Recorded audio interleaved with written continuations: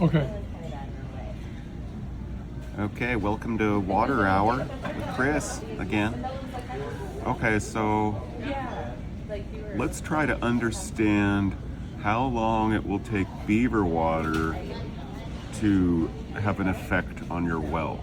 Okay, so let's look at this diagram I have here. So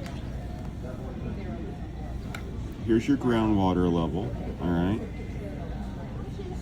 Now you'll notice it dips down here because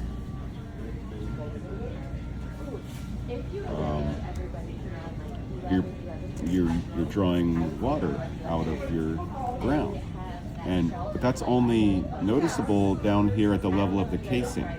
So your well is cased, it's watertight down to the level of the casing, and then from the casing below that is perforated so water can get in and feed your well. So we can draw that by going like this.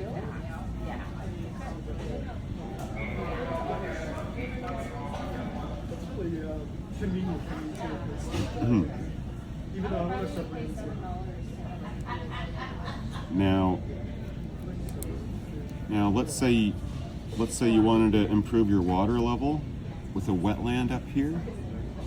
And you start talking to people, they're going to tell you, oh, it's going to take you 5,000 years for that water to go all the way down here and then back up through your casing. But guess what? Your beaver water's never going to get down that far because here you have upward pressure from your aquifer. And then here you have downward pressure from your groundwater, upward pressure from the aquifer, so that results in a zero pressure line right here, and that's where your liquid water is in your well. Zero pressure line, and let's read what this says. The potentiometric surface. So that's a line of zero pressure, and that's where your water level is in your well. So is some of this water mixed with dirt? Is that what you're saying? And the other water is just there's no dirt. It's just space with water in it. No, the whole thing is full of dirt. Okay. And rocks.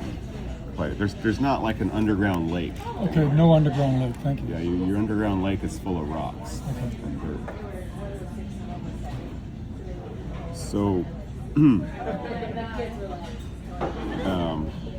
so this is your equilibrium, right? And then here's where your surface water can infiltrate your groundwater system. Okay, everybody got that? Any questions? Ready for the fun one? Okay. Okay. Sock it to me. So this is all fine and dandy until you have a confined layer above your aquifer. So usually that's the way aquifers work, is there's a layer of solid rock where the water moves really slowly through that. So we're going to see some interesting things when we look at that.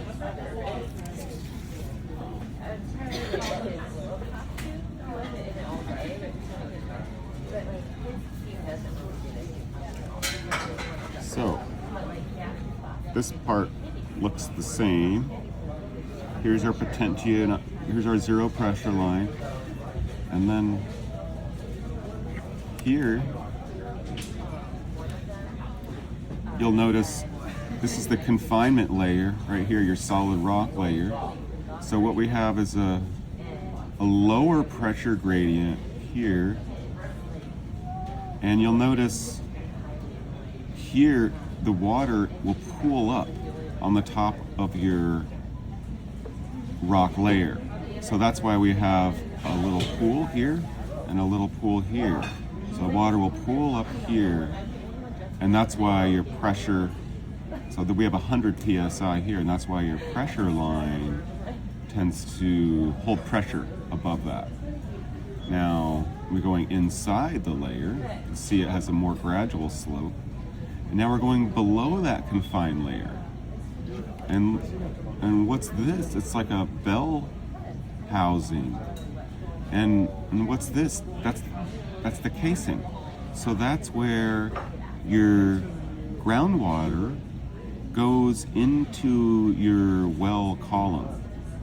And you'll see a reduction of pressure here because that's where your pump is sucking water out. So whenever you suck water, that lowers the pressure, right? So we have this toroid shape, the kind of thing you see in electromagnetism, and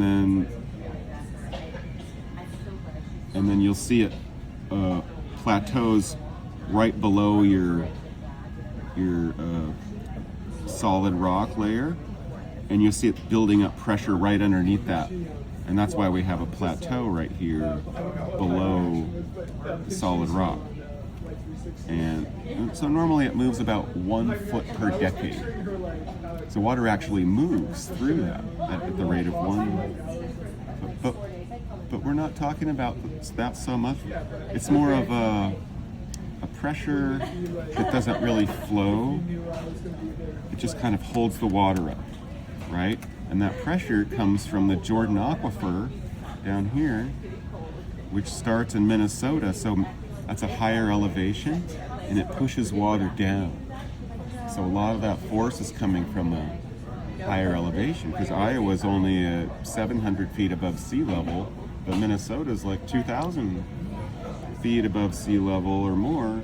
So that's where we get this figure of 600 psi, and we know that pressure because we can tell it has about 2,000 feet of water pressure on top of it.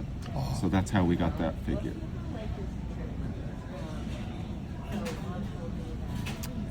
Now, if we put a beaver pond up here, that water's not going to flow down here. Look, we have upward pressure. How's water going to flow against that? It's not going to, but what it will do is help to flatten out these curves. So it'll just go into the ground, and it'll raise your well level by maybe 10 feet. Well, that's interesting. Yeah. What's the benefit of raising the level 10 feet? That means it'll last longer and reach equilibrium quicker. So what you want to do is have your well at a set level, and then you know it's a sustainable well that could last 1,000 years. So what I'm hearing is that the Beaver wetland gives you a practical benefit of the water replenishing inside the well in the cone of depression much faster than waiting for the aquifer to replenish it. Correct. That's right. So do some people suspect that beaver wetlands really don't offer much help to the people drawing water through wells? Yeah, oh yeah. Is that their argument? I hear that over and over again from because the professional well people are visualizing the water actually seeping all the way down to the well head. Well, the wellhead's up here, but yeah, Okay. they're visualizing the water seeping all the way down to the aquifer. Oh, there we go. They're imagining that. Okay, so that's the erroneous visualization then, Yeah, and you're trying to correct that visualization. yeah. So I'll be explaining all this to city council and the city engineer.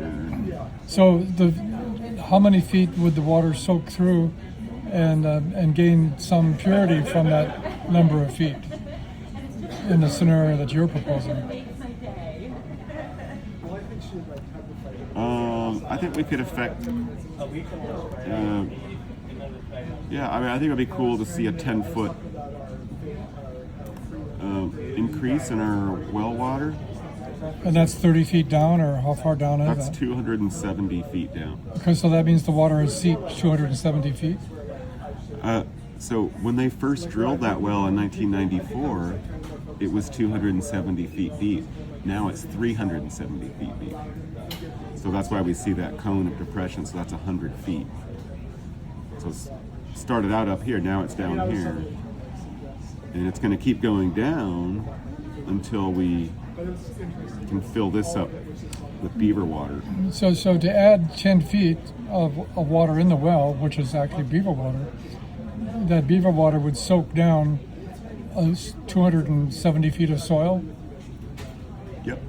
and within how many years? Well, we don't actually know how deep it is. Oh, So okay. so the only way you can figure that out is to measure the water level in all the private well, all the shallow wells. Oh, okay. So we have shallow wells. So this is a span of miles here. So we have about 100 wells within a 3-mile radius. Would that include my private well at 2167 Key Boulevard? It would. I think our well is 30 feet deep or something. How much water does it have? We can drain it dry if we ran the hose for 4 hours. All right. Well, we should look at measure how deep the static water level is. Yeah, we could do that. Cool. So this is the presentation you're going to give to the city? Yep. So I'm of course videotaping it. I'm going to ask ChatGPT what details a city council might need to know ahead of time or as part of this presentation in order to make sense of the strategic planning this represents.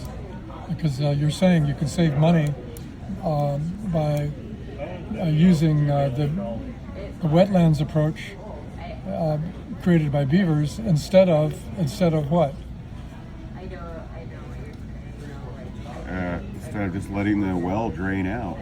Letting the well drain out. Drain dry, so that the city engineer already recommended we raise the water bill, raise water prices. And raising the water bill would do what? And Provide money for, it'll reduce consumption. well, reduce consumption. Yeah. Reduce demand. Yeah. Because it would cost how much? What would they need to do to meet the demand? Do they have to create a new well or dig deeper? At what cost? They would have to go back to pond water. And if they went back to pond water, what does that cost? I don't know, but it would make everybody really unhappy. Okay, so we could ask ChatGPT what that means. Yeah. Is there anything else you'd like to add? No. Okay.